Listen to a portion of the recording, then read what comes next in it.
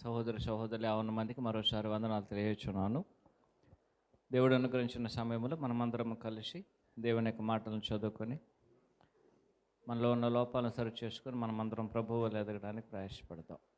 మత్తయి సువార్త 11వ అధ్యాయం 12వ వచనం. బాప్తిసమిచ్చు యోహాను దినం మొదలుకొని ఇప్పటి వరకు పరలోక రాజ్యం బలాత్కారంగా పట్టబడుచున్నది, బలాత్కారులు దానిలో ఆక్రమించుకొనిచున్నారు. ఆనాటి ప్రజలు అందరూ బాప్తిసమిచ్చు యోహాను యొక్క సందేశాన్ని, ఆయన చెప్తున్నటువంటి రాజ్యాన్ని అనేకులు సందేహించారు. అందువలన ఆనాటి ప్రజలు చాలా డౌట్ఫుల్గానే, సందేహంతోనే బాప్తిసమిచ్చు యోహాను యొక్క మాటలను వారు ఆలోచన చేయడం జరిగేది. కారణం ఏమిటంటే, బాప్తిసమిచ్చు యోహాను గారు పరిశుద్ధాత్మను ఆయన పుట్టుక మొదలు కలిగి ఉన్నాడు సరే, ఏ అద్భుతం చేయలేదు. ఆయన ఏ అద్భుతము చేయలేదు, ఏ సూచక్రియ చేయలేదు, ఏ విధమైనటువంటి మహత్కార్యం నేను చేయలేదు, ఆయన చేయలేదు. అందువలన ఆయన ప్రకటిస్తున్నటువంటి మాటలును ఆనాడు మనుషులు ఏం చేశారంటే సందేహించారు. ఆ విధంగా సందేహించినందువలనే ఆనాడు పరిసయ్యులు, శాస్త్రులు ఏం చేయలేకపోయారు, ఆయన యొక్క బాప్తిసంలో వారు పాలు పొందడానికి ఇష్టపడలేదు. అయితే ఎవరు పాలు పొందారంటే, ఆనాడు ఉన్నటువంటి పాపులు అనేక మంది. మత్తయి సువార్త 21వ అధ్యాయం 31వ వచనము.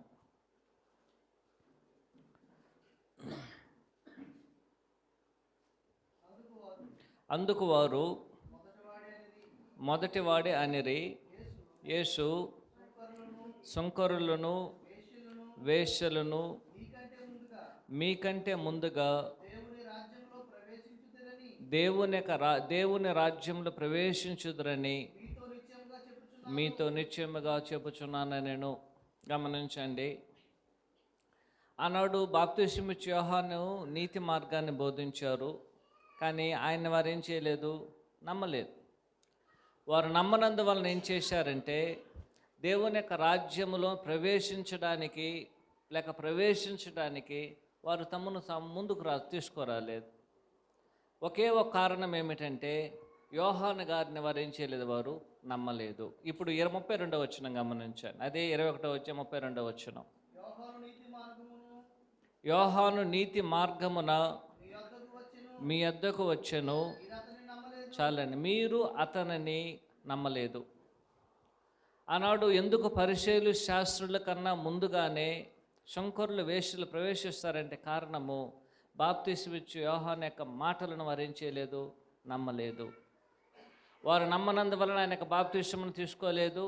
ఆయన చెప్పినటువంటి మాటలను కూడా వారు ఏం చేశారు, ధిక్కరించారు. అందువలన ఎవరైతే ఆయన యొక్క మాటలను నమ్మకుండా పోయారో, అందువలన దేవుని యొక్క రాజ్యం అనేది నిలిచిపోలేదు. ఎవరైతే ఆయన యొక్క మాటలను నమ్మారో, వారెవరు నమ్మారు? 31వ వచనం చెప్తున్నాడు ఆయన, సుంకరులు, వేశ్యలు బాప్తిసమిచ్చు యోహాను యొక్క మాటలు నమ్మారు. అందువలన వారు ఏం చేశారు, ఆయన యొక్క దేవుని యొక్క రాజ్యంలో వారు ప్రవేశించారు. 32వ వచనం.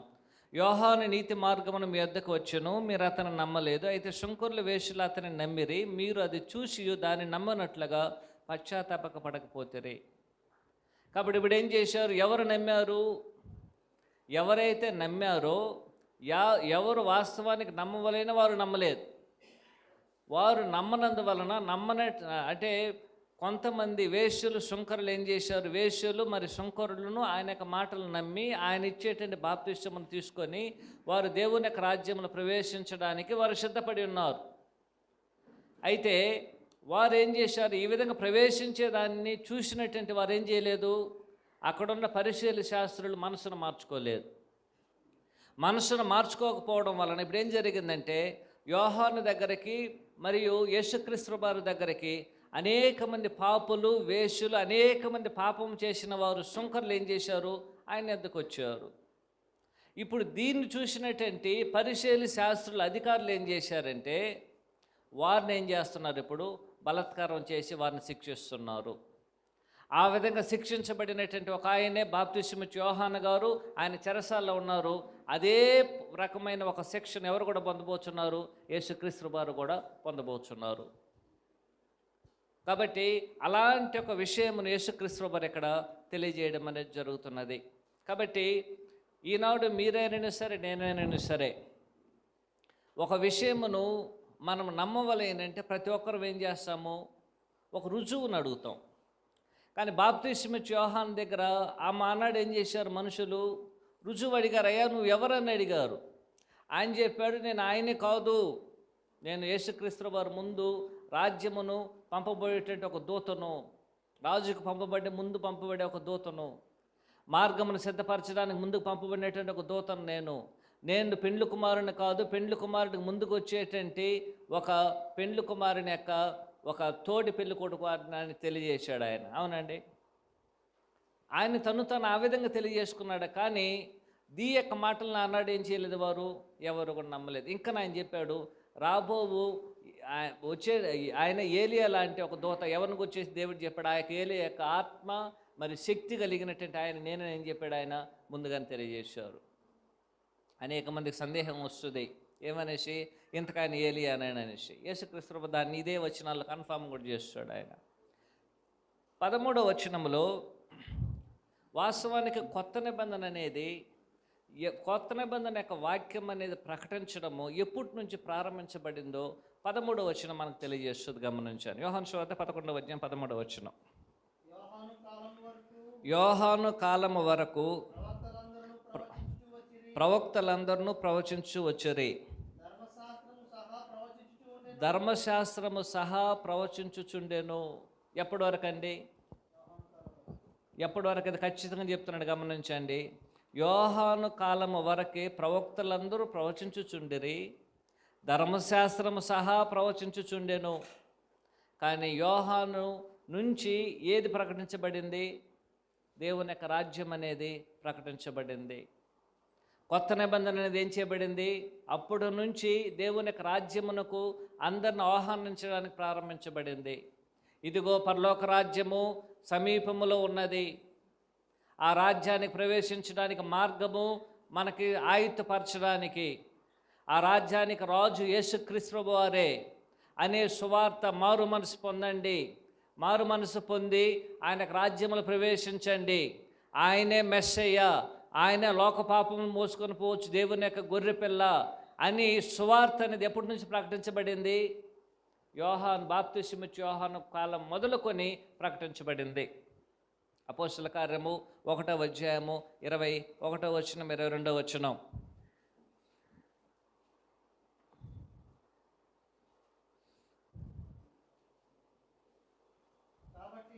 కాబట్టి యోహాను బాప్తిసం ఇచ్చినది మొదలుకొని ప్రభు అయిన యేసు మన యొద్ద నుండి పరమునకు చేర్చుకోబడిన దినము వరకు చాలా బాప్తిసం ఇచ్చి యోహాను యేసుక్రీస్తు దగ్గర బాప్తిసం తీసుకున్నప్పటి నుంచి ఎవరైతే యేసుక్రీస్తు వారి యొద్ద మా యొక్క మాటలు వింటున్నారో వారు అపోస్తులుగా ఉండడానికి ఏం చేయబడ్డారు? వారు నియమించబడ్డారు. మార్కు 1వ అధ్యాయం 1వ వచనం.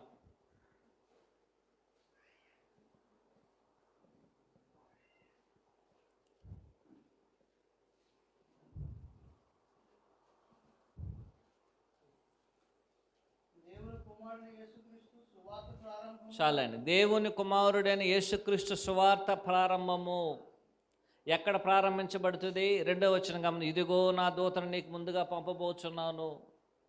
కాబట్టి యేసుక్రీస్తు వారికి సువార్త ప్రారంభం అనేది ఎప్పటి నుంచి అండి?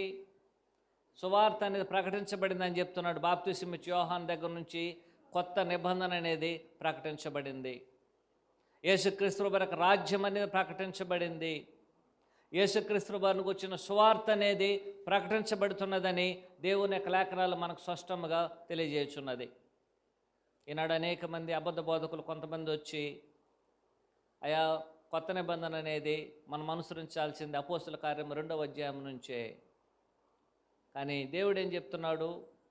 యేసుక్రీస్తు వారి యొక్క సువార్త ఎక్కడి నుంచి ప్రారంభించబడింది? బాప్తిసం ఇచ్చి యోహానుగా 2వ వచనం చెప్తున్నాడు, ఇదిగో నా యొక్క దూతను నీకు ముందుగా పంపుచున్నాను. అప్పటి నుంచే ఇది కొత్త నిబంధన సువార్త, యేసుక్రీస్తు దేవుని కుమారుడు యేసుక్రీస్తు యొక్క సువార్త అనేది ప్రారంభించబడింది. కాబట్టి అబద్ధ బోధలకు మనం దూరంగా ఉండి నిజమైన సత్యాన్ని మనము ఆలోచన చేద్దాం. 13వ వచనం, మత్తయి సువార్త 11వ అధ్యాయము. యోహాను కాలము వరకు ప్రవక్త అందులో ప్రవచించుచు వచ్చిరి, ధర్మశాస్త్రము సహా ప్రవచించుచుండెను. దాని అర్థం ఏమిటండి? యోహాను గారు వచ్చేంత వరకు ధర్మశాస్త్రంలో ఉన్న ప్రవక్తలందరూ ఏం చేశారు? యేసుక్రీస్తు వారిని గురించి ప్రవచించినటువంటివన్నీ ఉన్నాయి. ఎందుకంటే యోహాను గారికి అంటే మలాకీ గ్రంథానికి ప్లస్ మత్తయి సువార్తకు సుమారు 400 సంవత్సరాల వ్యత్యాసం ఉంది. ఈ 400 సంవత్సరాలు ఏ ప్రవచనం అనేది ఏం చేయబడలేదు, ప్రవచించబడలేదు. అంటే 400 సంవత్సరములకు ముందు వరకు ధర్మశాస్త్రము ప్రవక్తలు అనేటువంటి వారు యేసుక్రీస్తు వారిని గురించి ఏం చేశారు? వారు ప్రవచిస్తూనే వచ్చారు. కానీ యేసుక్రీస్తు వారు వచ్చిన తర్వాత ధర్మశాస్త్రములో చెప్పబడినటువంటి ప్రవచనములు, ప్రవక్తల గ్రంథంలో చెప్పబడిన ప్రవచనములన్నీ యేసుక్రీస్తు వారు నెరవేర్చున్నది. కాబట్టి వాటన్నిటికీ ఏమైపోయింది? ఇప్పుడు అప్పటి వరకు వెలిగినటువంటి ధర్మశాస్త్రం అనేది ఇప్పుడు ఏం చేయబడింది? ఇప్పుడు సువార్త వెలుగు చేత అది మరుగు చేయబడుచున్నది అని చెప్తున్నాడు. 13వ వచనములో 13వ వచనం గమనించిన మరోసారి, యోహాను కాలం వరకు ప్రవక్తలందరూ ప్రవచించుచురి, ధర్మశాస్త్రం సహా ప్రవచించుచుండెను. కానీ అప్పటి వరకు యోహాను కాలం వరకు ప్రవచించబడింది వాస్తవమే. కానీ అటు తర్వాత ఏం చేయబడలేదు, దాని గురించి ప్రవచించబడాల్సిన అవసరం లేదు. కారణం ఏమిటంటే ఆ ప్రవచనం నెరవేర్పు అనేది యేసుక్రీస్తు వారిలో జరుగుతున్నది. కాబట్టి ఇక మీదట ధర్మశాస్త్రం ప్రవక్తులు చెప్పబడినటువంటి యేసుక్రీస్తు వారిని కూర్చున్నటువంటి ప్రవచనాలు అనేది ఇక మీదట ఏం చేయబడాల్సిన అవసరం లేదు, ప్రవచించబడాల్సిన అవసరం లేదు. ఆ విధంగా యోహాను యేసుక్రీస్తు వారిని ఏం చేశారు? ఆయన ధర్మశాస్త్రం యొక్క ప్రవచనములకు ప్రవక్తల యొక్క ప్రవచనాలకి ఒక ముగింపుగా అంటే దాన్ని నెరవేర్చేటువంటి యేసుక్రీస్తు వారిని ఏం చేశాడు? ఆయన పరిచయం చేయడం జరిగింది. ఆ ప్రవచనాలన్నీ కూడా ఎవరిలో నెరవేరబోతున్నది? యేసుక్రీస్తు వారి నెరవేరబోతున్నది. ఇక మీద ధర్మశాస్త్ర ప్రవచనాలు, ప్రవక్తల యొక్క ప్రవచనాలు ఏం చేయాల్సిన అవసరం లేదు, ప్రవచించాల్సిన అవసరం లేదు. కారణం ఏమిటంటే అదంతా కూడా యేసుక్రీస్తు వారు నెరవేరబోతుందని యోహాను వరకు ప్రవక్తలు అనేటువంటి వారు ప్రవచించడం అనేది జరిగింది. అయితే మొదటగా ఏం చేయబడింది? కొంతకాలం అంటే ధర్మశాస్త్రం అనేది తన యొక్క వెలుగును చాటింది, లేదని చెప్పలేము. ఎందుకంటే ఈ యొక్క వచనం చెప్తుంది, ధర్మశాస్త్రం అనేది కొంతకాలం వెలిగింది, ఎంతో కాలం వెలిగింది వాస్తవానికి. ఆ వెలుగు అనేది ఏ యొక్క వెలుగు? అది యేసుక్రీస్తు వారిని కూర్చున్నటువంటి వెలుగు. యేసుక్రీస్తు వారు రాబోచున్నాడు, ఆయనకు వచ్చిన ప్రవచనాలు ఇవే, ఆయన వచ్చినప్పుడు ఇది జరగబోతుంది అనే ధర్మశాస్త్రము ప్లస్ ఏం చెప్పారు? ప్రవచనములు కూడా ప్రవక్తలు కూడా ఏం చేశారు? యేసుక్రీస్తు వారిని గురించి ఎంతగానో ప్రవచించడం జరిగింది. కానీ ఎప్పుడైతే ఆ ప్రవచనపు నెరవేర్పు అనేది యేసుక్రీస్తు వారు గుండి ఆయన భూమి మీదకి వచ్చారో ఆ యొక్క వెలుగు అనేది ఏం చేయబడింది? అది ఆరిపోవడానికి ప్రారంభించబడి యోహాను కాలము నుంచి యేసుక్రీస్తు వారి యొక్క నెరవేర్పు అనేది ఏం చేయబడింది? రావడము. కొత్త నిబంధన సువార్త, యేసుక్రీస్తు దేవుని కుమారుని కూర్చున్నటువంటి సువార్త అనేది ప్రకటించబడడం అనేది ప్రారంభించబడింది. ఆ విధంగా ప్రకటించబడిన తర్వాత ఆ యొక్క ధర్మశాస్త్రము, ప్రవక్తల యొక్క ప్రవచనాలు ఇదేమైపోయింది? అది చీకటి పడింది. దానికి ఇక మీదట ఏం లేదు, వెలుగు లేదు దాంట్లో. దాని యొక్క నెరవేర్పు యేసుక్రీస్తు వారు కాబట్టి అది ఎక్కడ కూడా వెలిగించలేకపోయింది. లోకాసు సువార్త 24:27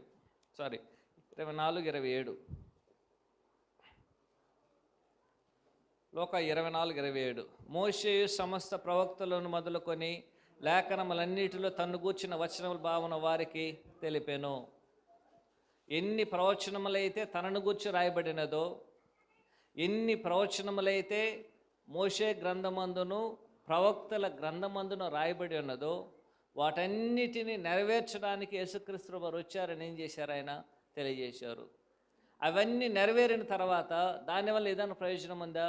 లేదు. అప్పటి నుంచి సువార్త అనేది ప్రకటించబడిందని ఆయన తెలియజేయడం జరుగుతుంది. హెబ్రీయులకు రాసిన పత్రిక 1వ అధ్యాయము 1-2 వచనాలు. పూర్వకాలమందు నానా సమయముల్లోనూ నానా విధములుగాను ప్రవక్తల ద్వారా మన పితరులతో మాట్లాడిన దేవుడు ఈ దినముల అంతమందు కుమారుని ద్వారా మనతో మాట్లాడుచుండెను. గమనించి, మాట్లాడాను. ఒకప్పుడు ప్రవక్తల ద్వారా మాట్లాడిన దేవుడు ఇక మీదట ఎవరితో మాట్లాడబోతున్నాడు? ఆయన యేసుక్రీస్తు ద్వారా మాట్లాడు. అదే కొత్త నిబంధన యొక్క సువార్తగా ప్రారంభించబడింది. కాబట్టి మత్తయి, మార్కు, లూకా, యోహాను సువార్తలు అది సువార్త కాదన్నట్లయితే మనము ఎంత గుడ్డివారమో ఒకసారి మనం ఆలోచించాల్సిన అవసరం అనేది ఉంటున్నది. యేసుక్రీస్తు వారు చెప్పారు, మీరు సర్వ సృష్టికి వెళ్ళి సువార్తను ప్రకటించండి. మంచిదే. వారు నమ్మి, ఎవరైతే శిష్యులు, మీరు నమ్మి బాప్తిసం పొంది శిష్యులుగా చేసిన తర్వాత వారికి బాప్తిసం ఇవ్వండి. 19వ వచనం చెప్తున్నాడు, నేను ఏ సంగతులు మీకు ఆజ్ఞాపించుతునో వాటిని గైకున్నట్లుగా వారికి ఏం చేయాలి? మీరు బోధించాలి. ఆ సంగతులు ఎక్కడున్నాయి? మత్తయి, మార్కు, లూకా, యోహాను తీసేస్తే ఎక్కడ కనబడుతుందండి మనకి? ఆయన చెప్పిన సంగతులు, ఏ సంగతులు ఆయన మనకు ఆజ్ఞాపించబడి చెప్పారు ఆయన, వాటిని మనము బోధించి వారు గైకొనవలని బోధించవలనట్లయితే ఆ సంగతులు అనేది ఎక్కడున్నది? యేసుక్రీస్తు వారు నేను ఏ సంగతులు మీకు ఆజ్ఞాపించుతునో ఎక్కడ ఆజ్ఞాపించాడు ఆయన? మత్తయి, మార్కు, లూకా, యోహాను సువార్తలో ఆజ్ఞాపించడం జరిగింది. అంత మాత్రం కాదు, మరియు ఏం చేయబడ్డారు? పరిశుద్ధాత్మ మూలంగా ఏం చేయబడ్డారు? మిగిలినటువంటి సత్యం అనేది తీసుకువెళ్ళబడింది. సర్వసత్యంలోనికి ఏం చేయబడ్డారు? వారు అలాగున నడిపించబడ్డారు. అందువలన యేసుక్రీస్తు వారి యొక్క సువార్త అనేది బాప్తిస్మ యోహాను కాలము నుంచి ఏం చేయబడింది? ప్రకటించడానికి ప్రారంభించబడింది. అదే దేవుని కుమారుని కూర్చున్నటువంటి సువార్త అని నీవు నేను గుర్తించాల్సిన అవసరం అనేది ఉంటున్నది. అయితే ఆ వెలుగు అనేది ఏం చేయబడిందండి? వాస్తవానికి బాప్తిస్మ యోహాను గారు పాత నిబంధనపు ముగింపు ఆయనే, కొత్త నిబంధన ప్రారంభం కూడా ఆయనే. బాప్తిస్మ యోహాను గారి యొక్క ఆయన గురించి చివరి మలాకి గ్రంథం 4వ అధ్యాయము 4, 5, 6 వచనాలు గమనించారు.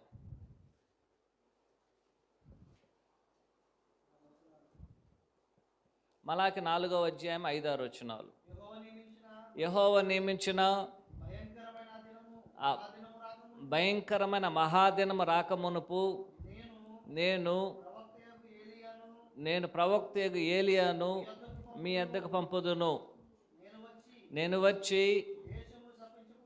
దేశము శపించబడుకుంటున్నట్లు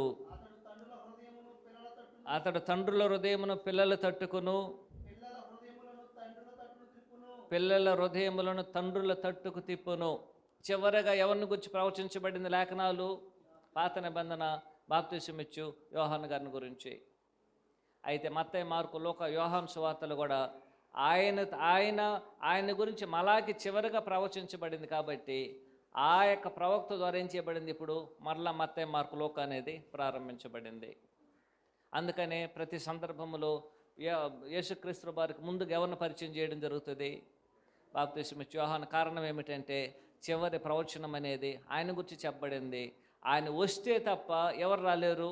యేసుక్రీస్తు వారు రాలేరు. కాబట్టి ఆయనకు ముందుగా బాప్తిసం ఇచ్చు యోహాను గారిని ఏం చేశారు? తీసుకురావడం అనేది జరిగింది. అదేవిధంగా మార్కు 1 చెప్పినట్లుగా ఆ ప్రవచనం అనేది అయ్యింది. వెంటనే ఆయన ఏం చెప్తున్నాడు? ఇదిగో నా యొక్క దూతను మిమ్మల్ని పంపిస్తున్నాను. ఆ యొక్క ప్రవచనం యొక్క నెరవేర్పు అనేది మార్కు, మత్తయిలో జరగడం అనేది జరిగింది. యోహాను సువార్త 1వ అధ్యాయం 21వ వచనము.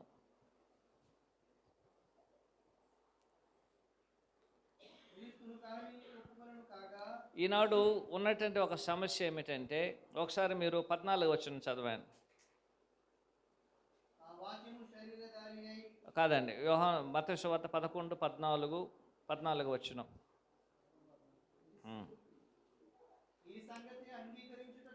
ఈ సంగతి అంగీకరించుటకు మీకు మనసుంటే రాబో ఏలియా ఇతడే. ఎవరిని గురించి ఎవరు చెప్తున్నారండి? ప్రభువుని గురించి. ప్రభువు ఎవరిని గురించి చెప్తున్నారండి? యోహాను గారిని గురించి చెప్తున్నాడు. దీన్ని 2 సందర్భాల్లో మనం తీసుకోవాలి. ఒకటి, ఆల్రెడీ యోహాను గారు వచ్చేసారు. ఆల్రెడీ ఎవరు వచ్చేసారు? యేసుక్రీస్తు వారికి ముందుగానే ఎవరు వచ్చేసారు? యోహాను గారు వచ్చారు. ఇప్పుడు 14 వచ్చిన గమనించాను.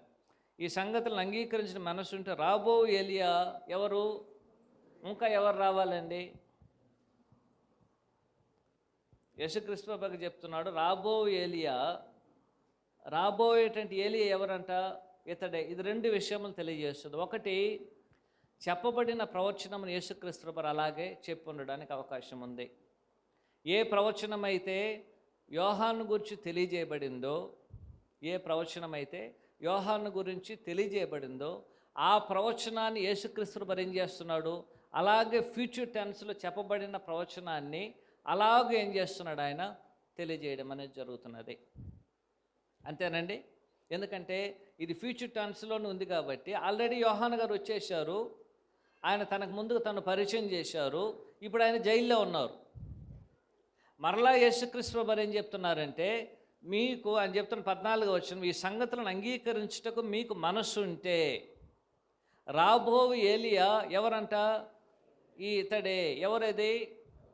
ఏ యోహాను అయితే చెరసాల్లో ఉన్నారో, ఏ యోహాను గురించి అయితే ఆయన చెబుతున్నాడో ఆయనే ఎవరని చెప్తున్నాడు? ఆయన రాబో ఏలియా ఈయనని చెప్తున్నాడు. ఒకటి, ఆయన చెప్పినట్టు ఆయన గురించి ప్రవచించబడిన అదే ప్రవచనాన్ని యేసుక్రీస్తు వారు చెప్పడానికి అవకాశం ఉంది. లేనట్లయితే ఒకవేళ ఫ్యూచర్ టెన్స్లో యేసుక్రీస్తు వారు రెండోసారి ప్రత్యక్షం అవ్వడానికి ముందుగా ఇలాంటి ఒక కార్యక్రమం జరిగి ఉండడానికి అవకాశం అనేది ఉంటున్నది. ఇది తప్ప దీనికి మించి మనం ఏం చేయలేము, ఆలోచన చేయలేము. ఎందుకంటే ఇక్కడ ఆయన చెప్తున్నాడు రాబో ఏలి ఎవరంట? రాబోయేటువంటి ఏలియా ఈయన చెప్తున్నప్పుడు ఆల్రెడీ ఈయన వచ్చేసి ఉన్నాడు.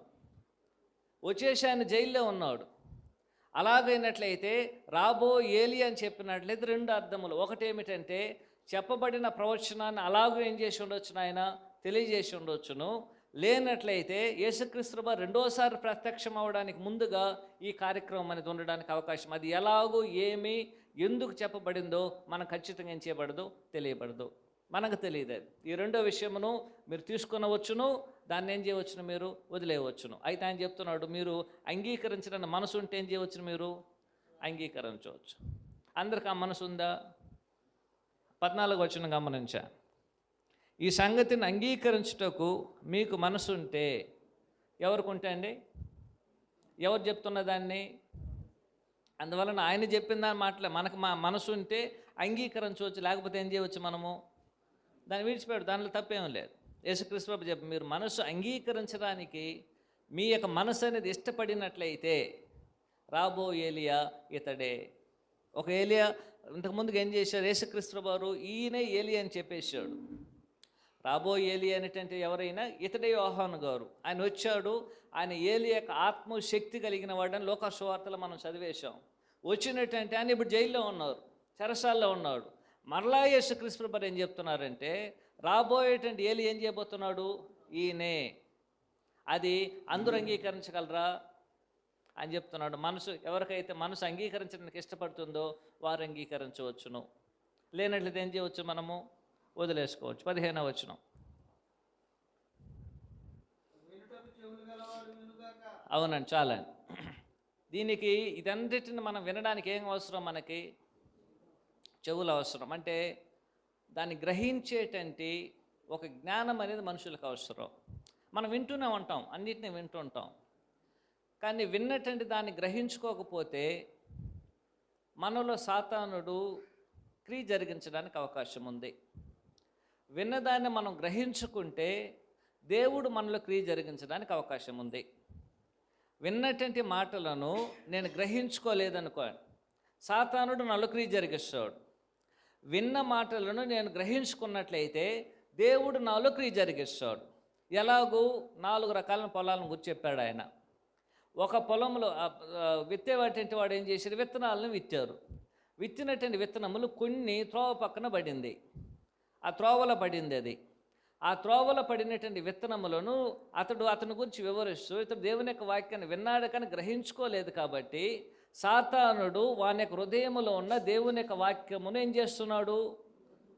సాతానుడు మన యొక్క హృదయములో క్రియ జరిగించడానికి దేవుడు అనుమతించబడి ఉన్నాడు. దేవుడు మనల్ని అనుమతించున్నాడు. దేవుని యొక్క వాక్యాన్ని విని నేను గ్రహించుకోకపోయినట్లయితే సాతాను నా హృదయంలో ఏం చేస్తాడు? దేవుని యొక్క విలువైన దేవుని యొక్క వాక్యము నీ హృదయంలో నీకు ప్రయోజనం లేదు కాబట్టి దాన్ని తీసుకెళ్ళిపోతాడు.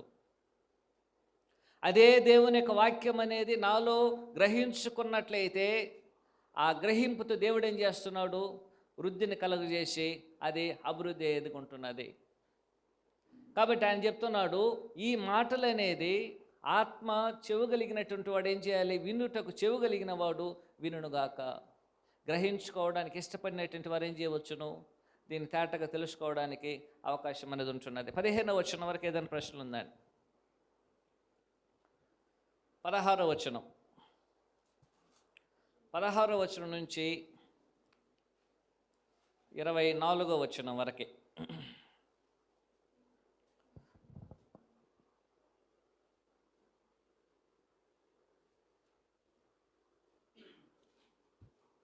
పదహారు నుంచి 24 వచనాలు సహోదరులు చదువుతారు, మనమందరం గట్టిగా కలిసి దాన్ని చదువుదామండి. 16 వచనం నుంచి ఈ తరము వారిని దేనితో పోల్చుదును? ఈ తరమ వారిని దేనితో పోల్చుదును? సంత వీధిలో కూర్చుని ఉండి, సంత వీధిలో కూర్చుని ఉండి మీకు పిల్లను గ్రోవి ఊదితిమి గాని, మీకు పిల్లలను గ్రోవిని ఊదితిమి గాని, మీరు నాట్యమాడరైతిరి, మీరు నాట్యం ఆడనైతిరి, ప్రలాపించితిమి గాని, ప్రలాపించితమి గాని, మీరు రొమ్ము కొట్టుకొనరైతిరి అని రొమ్ము కొట్టుకున్న రైతునని తమ చెలికాండ్రుతో చెప్పి, తన చెల్లికాండ్రులతో చెప్పి, పిలుపులాటను ఆడుకొనుటకు, పిలుపులాటను ఆడుకొనుటకు పిల్లకాయలను పోలి ఉన్నారు. పిల్లకాయలను పోలి ఉన్నారు. యోహాను తినకయు త్రాగకయు వచ్చెను గనుక వీడు దయ్యమును పట్టినవాడని వారనుచున్నారు.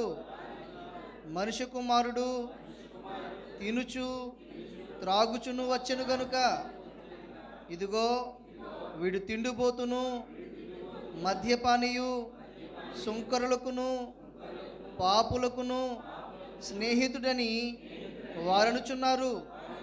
అయినను జ్ఞానమని దాని క్రియలను బట్టి తీర్పు పొందుదురు అనెను. పిమ్మట చాలండి.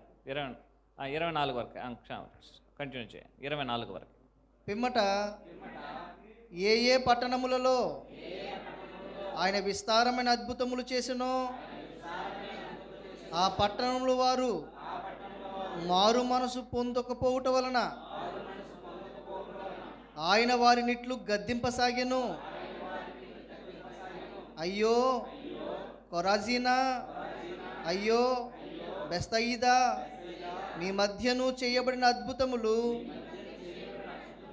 తూరు సీదోను పట్టణములో చేయబడిన ఎడల ఆ పట్టణములో వారు పూర్వమే గోనె పట్ట కట్టుకుని బూడిద వేసుకుని మారు మనసు పొందుదురు. విమర్శ దినమందు మీ గతి కంటే తూరు సీదోను పట్టణముల వారి గతి వారవదగినదై ఉండునని మీతో చెప్పుచున్నాను. కపెర్నహూమా, ఆకాశము మట్టుకు హెచ్చింపబడిన దావా, నీవు పాతాళము వరకు దిగిపోయేదువు.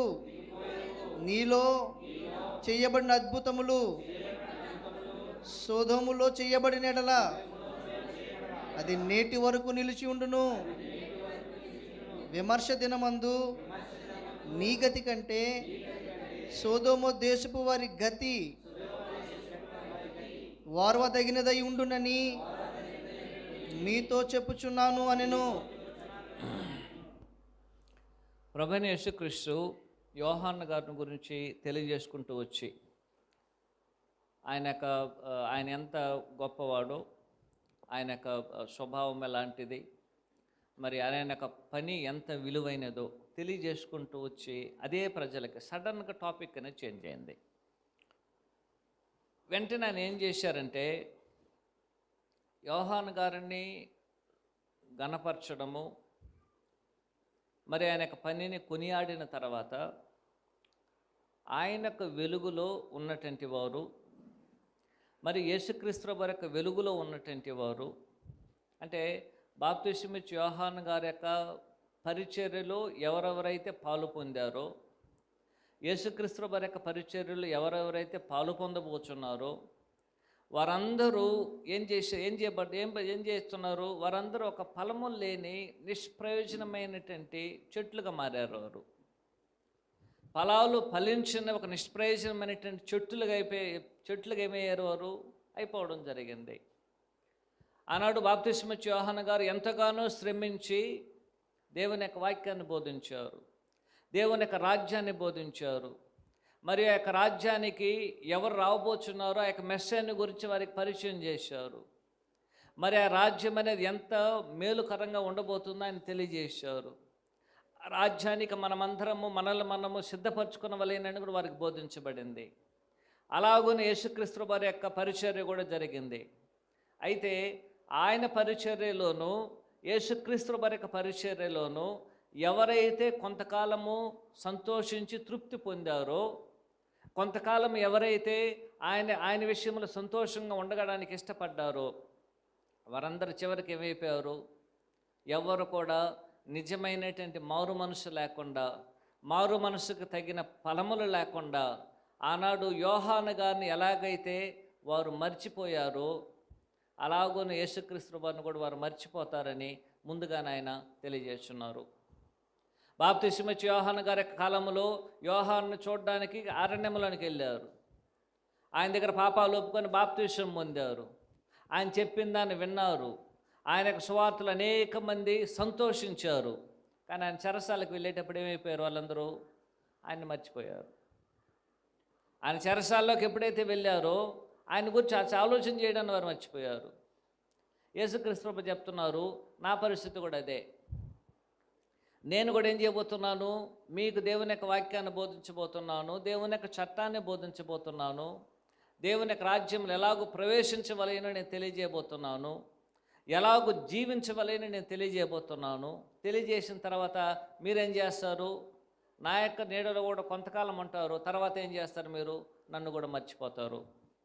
ఒకవేళ అలాగూ మీరు చేసినట్లయితే మీ యొక్క పరిస్థితి ఎలాంటిదో తెలియజేసేటువంటిదే 16వ వచనం నుంచి 24వ వచనం వరకే. 16వ వచనం నుంచి 20వ వచనం వరకు ఆయన ఏం తెలియజేస్తున్నారంటే, ఎవరు ఆనాడు యోహాను యొక్క పరిచర్యలోను యేసుక్రీస్తు వారి యొక్క పరిచర్యలో ఉండి నిష్ప్రయోజనమైన వారుగా ఉన్నారో వారిని గురించి ఆయన మాట్లాడతాడు. 2 ఆ 20వ వచనం నుంచి 24వ వచనముకు ఏ ప్రదేశములో ఏ స్థలములో ఈ ప్రజలు ఉన్నారో వారి యొక్క పరిస్థితిని కూడా ఏం చేస్తాడు? ఆయన తెలియజేస్తాడు. ఆ 2 విషయములను ఈ 16వ వచనం నుంచి 24వ వచనం వరకు ఆయన తెలియజేస్తారు. ఆనాడు ఉన్నటువంటి ప్రజలు ఎవరండి? యూదులు. అదే 16వ వచనం నుంచి 20వ వచనం వరకు ఆయన తెలియజేసేది. ఆనాడు బాప్తిస్మిచ్చి యోహాను గారి యొక్క పరిచర్యలోను యేసుక్రీస్తు వారి యొక్క పరిచర్యలోను ఆనాడు ఉన్నటువంటి ప్రజలు ఎవరంటే యూదులు. వీరేం చేశారంటే వీరు బలాత్కారంగా దేవుని యొక్క రాజ్యంలోనికి ప్రవేశించడానికి ఏం చేశారు? వారిని బలవంతం చేయించారు యోహాను గారు. అయ్యా మీరు ప్రవేశించండి, మీరు ప్రవేశించకపోతే, మీరు బాప్తిసం తీసుకోకపోతే, ఆయనకు లోబడకపోయినట్లయితే చెట్టు వేరున గొడ్డలు నాటబడి ఉంది కాబట్టి మిమ్మల్ని నరికేస్తాడని చెప్పాడు ఆయన. ఆ భయం అనేది ఏం చేసింది వారికి? ఆయనకు రాజ్యంలో ప్రవేశించడానికి అందరూ కూడా ముందుకొచ్చారు. కానీ యోహాను గారు కొంతకాలం ఉన్న వెళ్ళిపోయారు, దాన్ని అంతా మర్చిపోయారు. వాళ్ళు దాన్ని ఎవరు పట్టించుకోలేరు. మరలా యేసుక్రీస్తు వారు వచ్చి ఏం చేశారు? అయ్యా పరలోక రాజ్యం దేవుని యొక్క రాజ్యం త్వరలో రాబోతున్నది, మీరు మారు మనసు పొందండి అని యేసుక్రీస్తు వారు ఏం చేశారు? వారికి సువార్తను ప్రకటించారు. మరలా ఈ యొక్క బోధన వినడానికి ఏం చేశారు? వాళ్ళు బాగా ఇష్టపడుతున్నారు.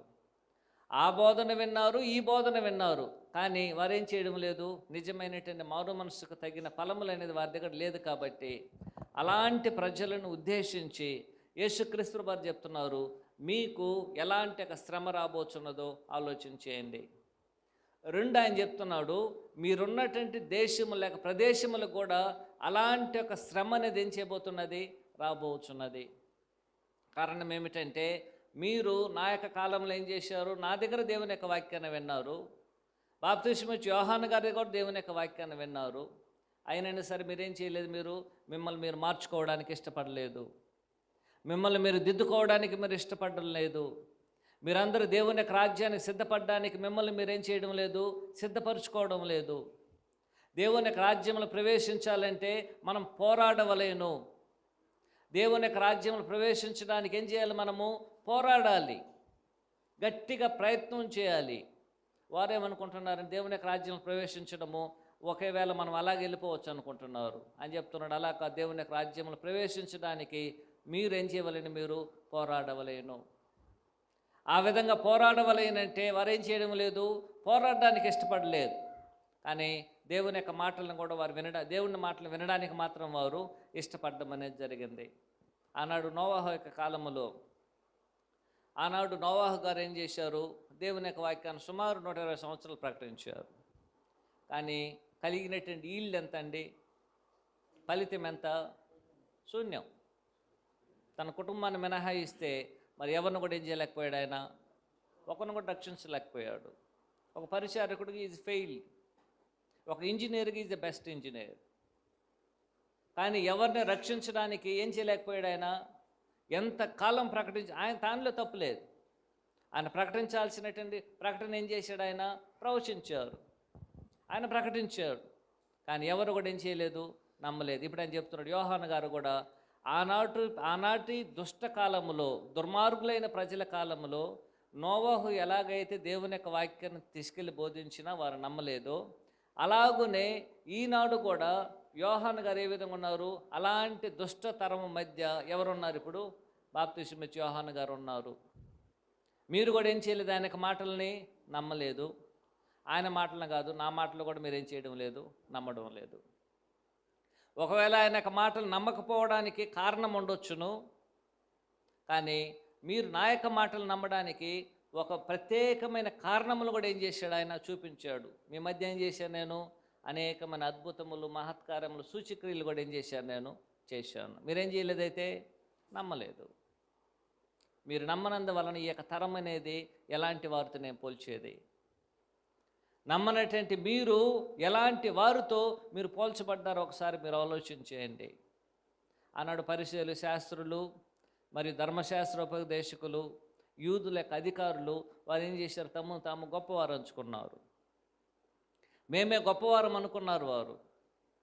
కానీ యేసుక్రీస్తు వారు వారిని ఎవరితో పోల్చాడు? ఆయన పిల్లకాయలతో పోల్చాడు. ఆయన మీరు పిల్లలను పోని ఉన్నారు అని చెప్తున్నాడు. గమనించండి 16వ వచనంలో, ఈ తరము వారిని వేదితో పోల్చుదును, సంత వీధులు కూర్చునుండి మీ పిల్లల గ్రోవిని ఊదితును కానీ మీరు నాట్యమాడినైతే, ప్రలాపించును కానీ మీరు రొమ్ము కొట్టుకున్న వారైతే, తమ చెల్లికండ్రులు చెప్పి పిలుపులాడుకున్నటకు పిల్లకాయలను పోలి ఉన్నారు. ఎవరిని గురించి మాట్లాడుతున్నాడు ఆయన? ఎవరైతే తమ్మును తాము గొప్ప చేసుకుంటున్నారో వారిని దూషి ఏం చేస్తున్నాడు? ఆయన తెలియజేయడం జరుగుతుంది. వాస్తవానికి ఆనాడు యూదుల యొక్క ఒక ఆచారం ఏమిటంటే, ఎవరైనా చనిపోయినను సరే, వివాహం జరిగినను లేనట్లయితే ఏదైనా సరే ఒక రకమైనటువంటి పండగలు వచ్చినను సరే, వారి మధ్యలో ఏం జరిగేదంటే, పెద్దలు ఏ విధంగా అయితే ఏడుస్తూ ఉంటారు, ఒకరు చనిపోయారు అనుకోండి, వారి ముద్ద ఏం చేస్తారు? వాళ్ళు పెద్దలు కూర్చొని ఏడుస్తుంటారు. ఆ విధంగా ఏడ్చేటప్పుడు దానిని చూసినటువంటి పిల్లలు కూడా ఈ విధంగా వారి వల్ల ఏడవడానికి ఏం చేస్తారంటే వారు ప్రయత్నం చేస్తారు. ఇప్పుడు కొన్ని సందర్భాల్లో ఏం కలుగుతుంది? కొన్ని సందర్భాల్లో ఏదైనా పండగ వస్తుంది, ఆ పండుగను జరిగించుకునేటప్పుడు వారు ఎలాగైతే వారి నాట్యం ఆడతారో, పెద్దలు నాట్యం ఆడతారు, ఆ పెద్దలు నాట్యం ఆడే విధంగా పిల్లలు కూడా ఏం చేస్తారు? నాట్యం ఆడాలని ప్రయత్నం చేస్తారు, కానీ వారి వల్ల కాదు. వారిని పోలి ఏం చేయాలనుకుంటారు వారు నడవాలనుకుంటారు, కానీ పిల్లలు ఏం చేయలేకపోతున్నారు? వారి వలనే ఆడలేకపోతున్నారు, వారి వలనే వారు ఏడవలేకపోతున్నారు. అందువలన వారికి పిల్లను గ్రోవిని ఊదినను సరే అని చెప్తున్నాడు కదా.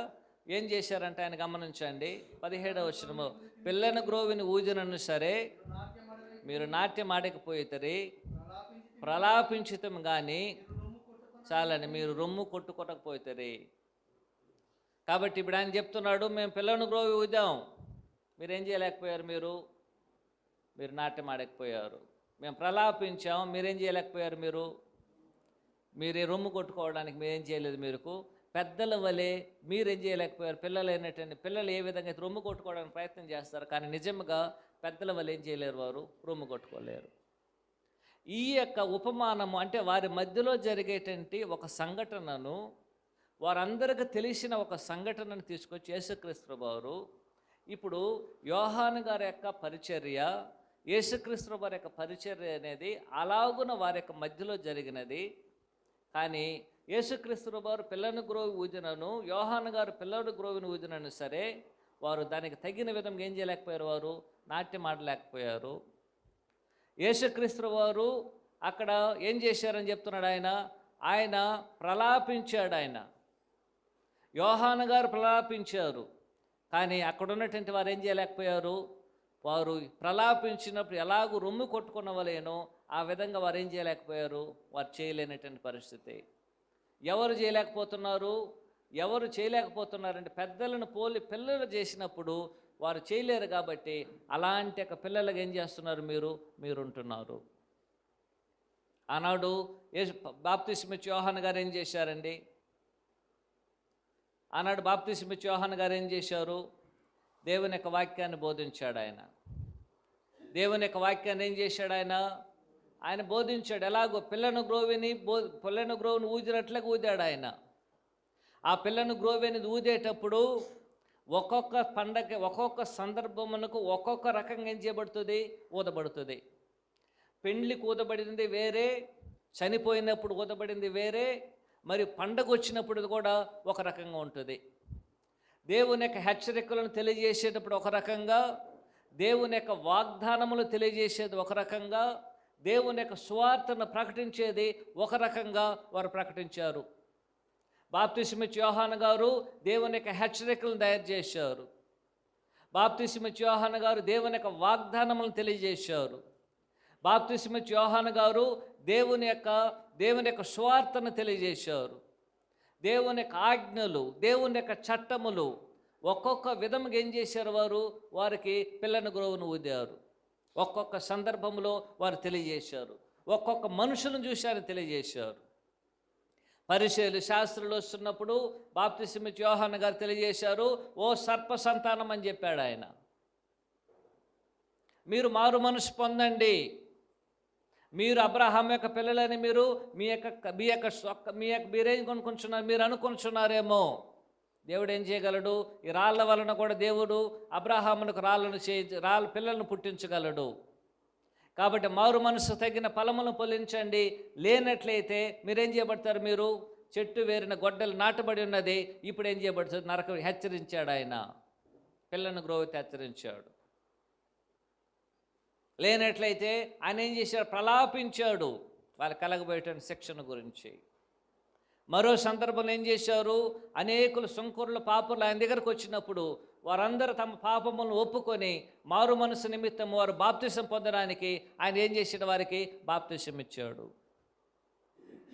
మరలా చెప్పాడు, అయ్యా మీరందరూ ఒక ఆయన రాబోచున్నాడు, నేనైతే నీళ్ళలో బాప్తిసం ఇస్తున్నాను, ఆయన పరిశుద్ధాత్మలో బాప్తిసం ఇవ్వబోతున్నా అనే ఆశీర్వాదములను, దేవుని యొక్క వాగ్దానములను ఆయన ఏం చేశాడు, ఆయన పిల్లను గ్రోవిగా ఊదాడు. అయ్యా మీరు నాశనం అయిపోతారు, ఆ నాశనం అనేది అక్కడ అగ్ని అనేది ఏం చేయబడుతుంది, అగ్ని ఆరదు, అక్కడ పురుగు అనేది చావదు. అలాంటి ఒక శిక్షను ఆయన వచ్చి అగ్నితో ఏం చేస్తాడు, మిమ్మల్ని నాశనం చేస్తాడనే ఒక ప్రలాపమును ఏం చేశాడు, ఆయన ప్రలాపించాడు. కానీ వారు విన్నారు, కానీ దానికి తగిన విధముగా ఏం చేయలేకపోయారు, వారు ప్రతిస్పందించలేకపోయారు. అలాగున యేసుక్రీస్తు వారు కూడా ఏం చేశారు, వారి మధ్య ఆయన ప్రలాపించాడు, వారి మధ్య ఆయన పిల్లను గ్రోవిని ఊదాడు. వారి యొక్క చెవులకు ఇంపుగా ఉండడానికి, వారి యొక్క చెవులకి ఏది ఇంపైనటువంటి సువార్తో ఆ సువార్త తీసుకొచ్చాడు ఆయన. అయ్యా మీరందరికీ పాప క్షమాపణ ఉన్నది. యేసుక్రీస్తు వారి యొక్క పిల్లను గ్రోవి అనేది మనం వింటున్నప్పుడు ఒక వివాహములు ఎంత అందంగా అయితే మనకు చెవులకు వినబడుతుందో అలాంటి ఒక పిల్లని గ్రోవిని మత్తయి సువార్త 5వ అధ్యాయంలో ఆయన ఊదారు. 6వ అధ్యాయం 7వ అధ్యాయంలో గమనించిన దేవునికి వాగ్దానాలను తెలియజేశాడు. 7వ అధ్యాయం చివరికి వచ్చేటప్పటికి హెచ్చరికను కూడా ఏం చేశాడు ఆయన తెలియజేశాడు. యోహాను గారు ఎలాగైతే పిల్లను గ్రోవిని మరియు ఆయన ప్రలాపించారో అలాగున యేసుక్రీస్తు వారు కూడా వారి మధ్య పిల్లను గ్రోవిని ఊదారు. మరియు ఆయన ఏం చేశాడు, ఆయన ప్రలాపించి దేవుని గూర్చి మరియు దేవుని యొక్క రాజ్యం గురించి, ప్రజల యొక్క జీవితాలను గురించి వారు ప్రలాపించారు. కానీ వారెవరు కూడా ఏం చేయలేదు. వారు ఏం చేయలేదంటే, వారు తగిన విధముగా వారు పిల్లను గ్రోవిని ఊదినప్పుడు వారు నాట్యం ఆడలేదు. ఆయన బాప్తిస్మమిచ్చు యోహాను గారైనను యేసుక్రీస్తు వారైనను సరే వారు ఎదుట ఏం చేశారు, వారు కన్నీరు విడిచి దేవుని యొక్క వాక్యమును వారు రోధించినను సరే, విలాపించినను సరే దానికి తగిన విధంగా వారు ఏం చేయలేదు. వారు ప్రతిస్పందించి తమ రొమ్మును ఏం చేయలేదు, వారు కొట్టుకోలేదు. అందువలన ఆనాడు యోహాను గారి యొక్క సేవ, పరిచర్య, యేసుక్రీస్తు వారి యొక్క పరిచర్య అనేది వారి యొక్క మధ్యలో ఏమైపోయింది, అది నిష్ప్రయోజనమైనది. అలాంటి నిష్ప్రయోజనమైన తరముతో ఆయన మాట్లాడు తెలియజేస్తున్నాడు. మీరు ఎలాగున్నారు, మీరు సంత వీధిలో కూర్చొని పిల్లను గ్రోవిని ఊదినప్పుడు నాట్యం ఆడడానికి మీరు ప్రయత్నం చేస్తున్నారు, కానీ మీ వల్ల కావడం లేదు. ప్రలాపిస్తున్నాము, మీరు రొమ్ము కొట్టుకోవాలని ప్రయత్నం చేస్తున్నారు, కానీ మీరేం చేయలేకపోతున్నారు, ఆ పని చేయలేకపోతున్నారు.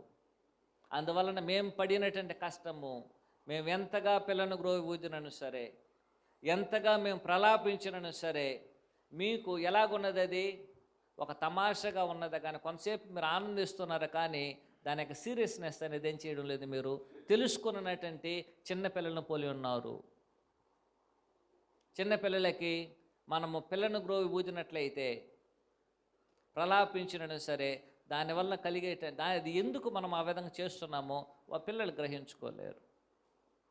పిల్లను గ్రోవి ఊదడానికి అంటే, ఇప్పుడు వివాహములో ఊదడానికి, ఒకరు చనిపోయినప్పుడు ఊదడానికి, ఒక పండుగలో ఊదడానికి వ్యత్యాసం అనేది ఉంటుంది. కానీ ఆ వ్యత్యాసాన్ని ఎవరు గుర్తించలేరు, పిల్లలు గుర్తించలేరు. కారణం ఏమిటంటే, అన్నిటికీ ఒకే రకంగా వారు ఆడతారు. దేనికి సంబంధించి ఏం చేయాలి, మీరు అలాగ ఉండాలి. మీరు రోధించినట్లయితే, ప్రలాపించినట్లయితే దాని యొక్క ప్రతిస్పందన ఏ విధంగా ఉండవలేనంటే మీరు రొమ్ము కొట్టుకోవాలి. కానీ పిల్లలు ఏం చేయలేరు. ఆ విధంగా రోధించినప్పుడు వారు ఏం చేయలేరు, రొమ్ము కొట్టుకోవాలనే ఆలోచన అనేది వారికి లేదు. పెద్దలు కొట్టుకోవాలాగా తయారు చేస్తారు, కానీ వారు ఏం చేయలేరు, వారు దేవుని యొక్క వాక్యానికి లోబడడం లేదు. అలాంటి ఒక పరిస్థితి అనేది మీ మధ్య ఉన్నది. కాబట్టి ఆయన చెప్తున్నాడు, మీరు ఏ విధంగా ఉన్నారు అని చెప్తున్నాడు. 16-17 వచనాలు ఈ విధంగా తెలియజేస్తున్నాడు, గమనించండి. పిల్లను గ్రోవిని ఊదితే కానీ, నాట్యం ఆడిన అయితే, ప్రలాపించుతే కానీ, మీరు రొమ్ము కొట్టుకున్నారైతే, మీరు తమ చెలికాండ్రతో చెప్పి పిలుపులు ఆడుకొనొచ్చు పిల్లకాయలను పోలి ఉన్నారు. మీకు ఇదంతా మేము చేసేటువంటి పరిచర్య అంతా, మేము పడే కష్టం అంతా, మేము ప్రకటించే సువార్త అంతా, దేవుని వాగ్దానములు, దేవుని యొక్క కృప, మరి దేవుని గుర్చినటువంటి విషయములు అనేది మీకు ఏ విధంగా ఉంది, అది ఏదో పిల్లలు ఆడుకోవడానికి చెప్పినటువంటి మాటల్లాగా మీకు వినబడుతుంది. కాబట్టి మేము పిల్లను గ్రోవిని ఊదడము మీరు ఆడుకోవడానికి కాదు, అది మేము ప్రలాపించడము మీరు ఆడుకోవడానికి కాదు. అది అయితే దేనికని చెప్తున్నాడు ఆయన, అది మీరు లోబడ్డానికే. కానీ మీరేం చేయడం లేదు, మీరు లోబడ్డం లేదు. ఒకవేళ మీరు లోబడకపోయినందువలన కలిగేట నష్టమేత అని తెలియజేయడానికి ముందుగా పిల్లను గ్రోవిని ఊదినటువంటి యోహాను గారు, మరియు పిల్లను గ్రోవిని ఊదినటువంటి యేసుక్రీస్తు వారు, మరి ప్రలాపించినటువంటి యోహాను గారు, ప్రలాపించినటువంటి యేసుక్రీస్తు వారి ప్రతిస్పందన ఏమిటంటే, అలాగూ చేసినటువంటి వారిని ఏం చేస్తున్నారు, యోహాను గారు దయ్యం అని పేరు పెట్టారు. మరియు ఆయన చెప్తున్నారు, నా గురించి ఏం చేశారు మీరు, వీడు తిండిపోతాను ఏం చేశారు మీరు, నాకు పేరు పెట్టారు. దేవుని యొక్క సేవను, దేవుని యొక్క పరిచర్య చేసేటంటే మేము ప్రలాపన అనేది, మా యొక్క పిల్లను గ్రోవిన తనం అనేది మీకేం చేయబడడం లేదు, మీకు ఎక్కడ కూడా దానికి ప్రయోజనం లేకుండా ఉన్నది. దాన్ని ప్రకటించేటంటే మాకు మీరేమని పేరు పెడుతున్నారు. 18వ వచనం, యోహాను తినకయు త్రాగకయు వచ్చిన గనక వీడు దయ్యం పట్టిన వాడని వారు అనుచున్నారు. ఏ విధంగా యోహాను గారికి వారు ఇచ్చినటువంటి ఒక పట్ట ఏమిటండి? అతడు దయ్యం పట్టినవాడు. ఓ ఈయనకేదో ఒక దయ్యం పట్టింది. దయ్యం పట్టిన వాళ్ళు ఏం చేయరు? అన్నాడు మనము మత సువార్తలు ఇంతకు ముందుకు చదివినట్లుగానే, లోక సువార్తలు చదివినట్లుగానే దయ్యం పట్టినటువంటి ఒకరు సమాధులు ఏం చేస్తున్నారు? వాళ్ళు తిరుగుతూ ఉంటారు. వాళ్ళు తినడానికి అవకాశం లేదు కాబట్టి వారు ఏం చేస్తారు? బట్టలు కూడా కట్టుకోరు. వారు బట్టలు కట్టుకున్నది కూడా వారికి తెలియదు. వారు ఎక్కడ తిరుగుతారో వారికి తెలియదు. సమాధుల్లో తిరుగుతారు, ఎక్కడెక్కడ కొండల దగ్గర ఉంటారు వాళ్ళు. ఇప్పుడు దయ్యం పెట్టినట్టు యోహాను గారికి ఏం చేశారు? అదే పేరు పెట్టారు వారు.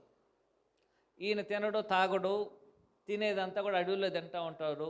బట్టలు కట్టుకోమంటే ఒంటి రోమల వస్త్రాలు కట్టుకో, మొలకు చొలచొట్టు కట్టుకున్నాడు. ఎక్కడ నివాసం చేస్తున్నాడంటే ఇండ్లలో మనుషులు నివాసం చేయాలి, ఈయన కొండలో నివాసం చేస్తున్నాడు. ఈయన ఎవరైనా దయ్యం పెట్టినవాడని ఆయన పేరు పెట్టారు. కానీ యోహాను గారు ఎంతగా వారి కొరకు ప్రలాపించారో, యోహాను గారు ఎంతగా వారి కొరకు ఆయన పిల్లను గ్రోవిని ఊదారో, వారందరూ ఆ పిల్లను గ్రోవి విధి, అయా పిల్లను గ్రోవి అనేది నా కొరకు పిలుపునివ్వబడుతున్నది, అది ఎలాంటి పిలుపు తెలుసుకొని దానికి లోబడ్డానికి బదులుగా ఊదినటువంటి ఆయనకి ఏం చేస్తున్నారు? వాళ్ళు దయ్యం పట్టినాడు అని పేరు పెడుతున్నారు. అంతటా ఆగిపోలా. యేసుక్రీస్తు వారు తినుచున్నాడు, త్రాగుచున్నాడు. ఆయన ఏం చేస్తున్నాడు? అందరితో కలిసి ఉన్నాడు, ఇంట్లోనే ఉన్నాడు, అందరితో కలిసి ఉన్నాడు. అయినని సరే ఆయనకి ఏమని పేరు పెట్టారు? ఈ తిండిపోతని పేరు పెట్టారు. ఎవరిని చూసి? యేసుక్రీస్తు వారిని చూసి. మేము ఎంతగా మీతో అంటే యేసుక్రీస్తు వారు యోహాను గారికి ఉన్నటువంటి ఒక వ్యత్యాసం ఏమిటంటే, యేసుక్రీస్తు వారు అందరితో కలిసి ఉన్నాడు. సుంకరులతో పాపులతో కలిసి ఆయన భోంచేశాడు. అందరితో పాపులతో కలిసి ఉన్నాడు ఆయన. వారి జన సమూహంతో ఆయన కలిసి వెళ్తున్నాడు. ఎప్పుడు ఆయన 12 మంది అపోస్తలులతో వెళ్తున్నాడు. ఎప్పుడు చూసినా ఆయన జనసమూహం తనతో కూడా ఉంటున్నది. ఎక్కడ వెళ్ళినా సరే జనసమూహంతో వెళ్తున్నాడు, 12 మంది అపోస్తలులతో వెళ్తున్నాడు. యోహాను పరిస్థితి అలా కాదు, అది అని ఒంటరి వాడిగానే ఉంటాడు ఆయన. కాబట్టి యేసుక్రీస్తు వారు అందరితో కలిసి భోజనం చేస్తూ అందరితో ఉండడం వలన ఆయనకి పెట్టినటువంటి పేరు ఏమిటి? లోకమండి తిండిపోతూ. యోహాను గారు ఒంటరిగా ఉన్నప్పుడు ఆయనకి పెట్టిన పేరు ఏమిటి? ఈనాడు క్రైస్తవులకి లేక దేవుని యొక్క సేవకులకి ఎలాంటి పేర్లు పెడుతున్నారని మనం ఆశ్చర్యపడాల్సిన అవసరం అనేది లేదు. కాబట్టి ఆనాడు ఎవరికి పెట్టారండి? ఎవరికి పెట్టారు? బాప్తిస్మిచ్చే యోహాను గారికే పెట్టారు, యేసుక్రీస్తు వారికి పెట్టారు. ఈనాడు మనం ఎంతగా సువార్తను ప్రకటించినను సరే, ఎంతగా దేవుని యొక్క వాక్యాన్ని మనం బోధించినను సరే, వినేటువంటి వారిలో ఎలాంటి వినేటువంటి వారిలో నిష్ప్రయోజనంగా ఉన్నను సరే, వారు అలాగ నిష్ప్రయోజకులుగా ఉండకుండా ఏం చేస్తారు? వాళ్ళు తిరిగి మనకు ఒక పేరు పెడతారు. ఏమని పేరు పెట్టవచ్చు? మ్యాక్సిమం దయ్యమని పేరు పెట్టవచ్చు. దానికి మించిన పెద్ద పేరు ఏదైనా ఉందండి? దయ్యం పట్టినవాడు ఎవరు? బాప్తిస్మిచ్చే యోహాను గారు. ఇది యోహాను గారికి అవసరమా? యేసుక్రీస్తు ప్రభువు ఇచ్చే సందేశం ఏమిటంటే, యోహాను గారు ఎంతో ఉన్నతమైనటువంటి వాడు, ఘనమైనటువంటి వాడు. ఆయన సేవ అపూర్వమైనది. ఆయన స్త్రీలు కనినటువంటి వారిలోనే ఆయనకంటే గొప్పవాడు ఎవరు లేదు. ఆయన మెస్సయ్యకు ముందుకు వచ్చేటువంటి ఒక దూత. ఆయన సేవ అనేది దేవుని వల్ల అంగీకరించబడింది. అది దేవుని యొక్క సంకల్పం. అది ఆయన మీకేం చేశాడు? మొట్టమొదటగా దేవుని యొక్క కొత్త నిబంధన, దేవుని యొక్క రాజ్యాన్ని గురించి ఆయన ప్రకటించాడు, మీకు సువార్తను ప్రకటించాడు. అయినను సరే ఆయనకి మీరు ఇచ్చినటువంటి ఒక విలువ ఏమిటంటే, ఆయన మీరు ఏ విధంగా పిలిచారు? మీరు దయ్యం పట్టినవాడు. ఎందుకంటే ఆయన్ని మీరు నమ్మలేదు. ఆయన చేసినటువంటి పనిని మీరు నమ్మలేదు. కాబట్టి ఒక దేవుని వల్ల అంగీకరించబడి పంపబడి మరి దేవుని యొక్క సేవను మీకు జరిగించినటువంటి ఒక యోహాను గారికి మీరు ఇచ్చినటువంటి ఒకే ఒక రుణం ఏమిటంటే, ఆయన ఏమని పిలిచారు? మీరు దయ్యం పట్టినవాడని పిలిచారు. ఇప్పుడు ఏం చేస్తున్నారు? మరలా ఆయన దయ్యం పట్టినవాడు అనుకుంటున్నారు. కారణం ఏమిటంటే, ఇంతకుముందు ఒంటరిగా అడవిలో ఉన్నాడు, ఇప్పుడు కూడా ఒంటరిగా చెరసాలలో ఉన్నాడని. అక్కడ ఒంటరిగా ఉన్నాడు, ఇక్కడ కూడా ఏం చేస్తున్నాడు? ఆయన చెరసాలలో ఒంటరిగానే ఉన్నాడు. కాబట్టి ఆయన దయ్యం పెట్టాడు కాబట్టి ఆయన తీసుకొచ్చి ఎక్కడ వేశారు? చెరసాలలో వేశారు. అందువలన ఆయన దయ్యం పట్టినవాడని మీరు ఆలోచన చేస్తున్నారు. కానీ ఆయన యొక్క ప్రయాస, ఆయన యొక్క పరిచర్య ఆయన యొక్క వ్యక్తిత్వము, ఆయన యొక్క గుణం, ఆయన స్వభావాన్ని ఏం చేస్తున్నారు మీరు ఎక్కడ కూడా గుర్తించలేదు. ఆయన ఎంతగా ప్రయాసపడ్డాడో ఆలోచన చేయండి. అరణ్యములో ఉండి ఏం చేశాడు? ఆయన దేవుని యొక్క సువార్తను మీకు ప్రకటించాడు, దేవుని యొక్క రాజ్యాన్ని గురించి ప్రకటించారు, యేసుక్రీస్తు వారిని గురించి యేసుక్రీస్తు వారిని ఆయన పరిచయం చేశారు. అయినను సరే ఇంత గొప్ప పరిచయం చేసినట్టు యోహానికి కూడా ఏమీ లేదు, అక్కడ వారి మధ్య విలువ లేదు. ఇప్పుడు అదే విధంగా అని చెప్తున్నాడు, నేను కూడా మీ మధ్య ఏం చేస్తున్నాను, అలాంటి పరిచయం చేస్తున్నారు. కానీ మీరు నాకు కట్టినటువంటి పట్టం ఏమిటి? తిండిపోతున్న కట్టం కట్టారు. అవునండి. యేసుక్రీస్తు వారికి ఏమని చెప్పారు వారు? 19వ వచనం, మనుష్య కుమారుడు తినుచు త్రాగుచు వచ్చిన గనక ఇదిగో వీడు తిండిపోతును, మద్యపాని, శంకరులను, పాపులను, స్నేహితుడిని వారు అనుచున్నారు. అయినను జ్ఞానం దాని క్రియలను బట్టి తీర్పు పొందునను. దేవుని యొక్క జ్ఞానం అనేది ఏం చేయబడుతుంది? దేవుని యొక్క జ్ఞానం అనేది ప్రకటించబడుతుంది. ఎలాగో ప్రకటించబడుతుంది? యోహాను గారి వల్ల ప్రకటించబడింది. యోహాను గారు ఎలాగో ప్రకటించారు? ఆయన పిల్లను గ్రోవిని ఊదాడు, ఆయన ఏం చేశాడు? ఆయన ప్రలాపించాడు. అది దేవుని యొక్క జ్ఞానం. అది ఆ జ్ఞానాన్ని మీరు గుర్తించాలని ఆయన కార్యక్రమం జరిగించారు. అలాగనే యేసుక్రీస్తు వారు ఏం చేశారు? ఆయన బోధించడం మాత్రం కాదు, ఆయన పాపులతో ఏం చేశాడు? ఆయన స్నేహం చేశాడు. శంకరులతో, పాపులతో స్నేహితుడని వారితో స్నేహం చేసి, వారితో కలిసి బోధించి, వాళ్ళతో కలిసి తిరిగి వారిని రక్షించబోతున్నానని లోకానికి ఆయన వార్తను ప్రకటించడం కాదు, ఆయన లోకానికి ఒక మాదిరిని చూపించాడు. ఆయన శంకరులతో కలిసి ఉన్నాడు, పాపులతో కలిసి ఉన్నాడు. కలిసినటువంటి ఆయన వారిని రక్షించడానికి వచ్చారని ఒక గొప్ప మాదిరిని లోకానికి ఏం చేశాడు? ఆయన తెలియజేశాడు. కారణం ఏమిటంటే లోకంలో ఉన్న వారందరూ పాపులే. మనం అంగీకరించకపోవచ్చు, మనం ఒప్పుకోకపోవచ్చు, అందువలన సత్యం అనేది అసత్యం కాదు. ఆనాడు లోకంలో ఉన్న వారందరూ ఏ విధంగా ఉన్నారు? పాపులుగా ఉన్నారు, శంకరులుగా ఉన్నారు, వేషధారులుగా ఉన్నారు, దేవునికి అందరూ దూరస్తులుగా ఉన్నారు, కొంతమందిని మినహాయిస్తే.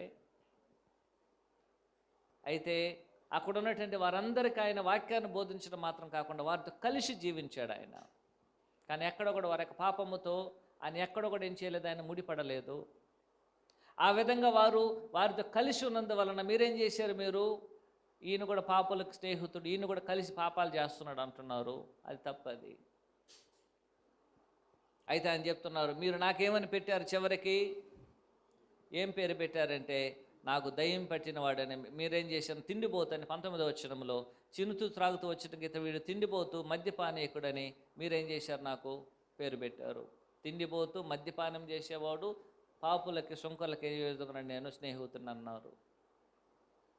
యేసుక్రీస్తు వారు అందరితో కలిసి ఉంటే మీరు ఈ పని చేస్తారు, ఆయన ఒంటరిగా ఉంటే ఆయన దయ్యం పట్టినవాడు అంటారు.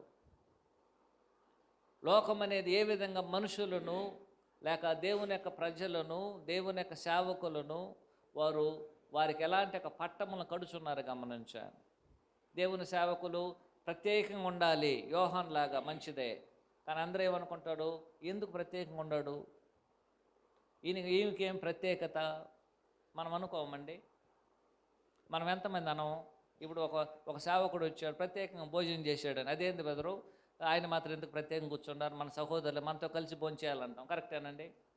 సరే, మనందరితో కలిసి భోజనం చేసేయడానికి ఎందుకు సేవకుడు మనతో కలిసి భోజనం చేస్తున్నాడు? ఆయన ప్రత్యేకంగా పెట్టవచ్చు కదా, మనం అంటాం దాన్ని. కారణం ఏమిటంటే మనుషుని యొక్క పొరపాటు అనేది ఎప్పుడూ ఉంటుంది.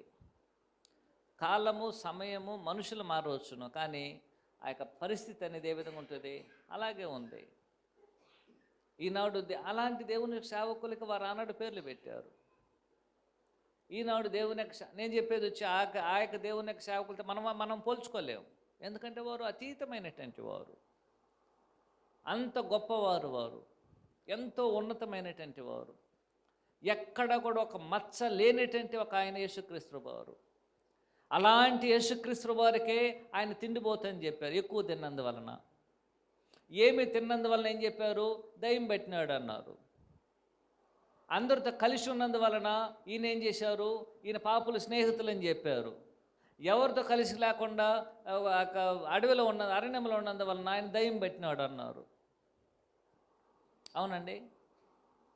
లోకం అనేది దేవుని యొక్క సేవకులకు ఇచ్చేటువంటి ఒక పట్టా ఒక పట్టా ఏమిటి, వారికి ఇచ్చేటువంటి పేరు ఏమిటంటే ఈ విధంగా పేర్లు అనేది ఇవ్వడం జరుగుతుంది. అందువల్ల దీన్ని చూసి మనం ఆశ్చర్యపడాల్సిన అవసరం అనేది లేదు. ఎందుకంటే మన గురువుకి కలిగింది కాబట్టి మనకు ఖచ్చితంగా ఏం చేస్తుంది, కలుగుతుంది. ఆయన సహించాడు కాబట్టి మనం కూడా ఏం చేయాలి, సహించాలి. ఆయన దాన్ని అంగీకరించాడు కాబట్టి మనుషులు ఇలాగే ఉంటారని మనం కూడా ఏం చేయాలి, దాన్ని బట్టి మనం వచ్చి ఏం చేయకూడదు, నిరుత్సాహపడకూడదు. దానివల్ల ఎందుకు ఈ సేవ చేశానని ఏం చేయకూడదు, నేను వెళ్ళిపోకూడదు. ఆనాడు కలిగినదే ఈనాడు మనకు కలుగుతుందని యేసుక్రీస్తు వారు ముందుగానే మనకి తెలియజేయడం అనేది జరుగుతున్నది. ప్రియమైన సహోదరులారా, ఇప్పుడు అక్కడ ఉన్నటువంటి మనుషుల యొక్క పరిస్థితి అలాంటిది. ఆ యొక్క మనుషుల యొక్క పరిస్థితి అనేది ఏ విధంగా ఉంటుందో, ఎంత విచిత్రంగా ఉంటుందో మీరు ఆలోచించే. రెండోది, అక్కడ ఉన్నటువంటి పట్టణములు. ఎక్కడున్నటువంటి పట్టణం అనేది 20 నుంచి 24 వచనములలో ఎక్కడున్నటువంటి పట్టణములు గమనించండి. 20 వచనంలో చాలండి, వద్దండి ఈరోజు ఇప్పుడు ఆపేసుకుందాము. ప్రభు చిత్తమైనట్లయితే మధ్యాహ్నం 3వ తరగతిగా మనము దాన్ని ప్రారంభించుకుందాం. ఓర్పుతో విన్నటువంటి మీ అందరికీ ప్రభు యేసుక్రీస్తు నామములో వందనాలు తెలియజేసుకుంటూ ఈ కార్యక్రమాన్ని ముగిస్తున్నాను. అందరికి వందనాలు.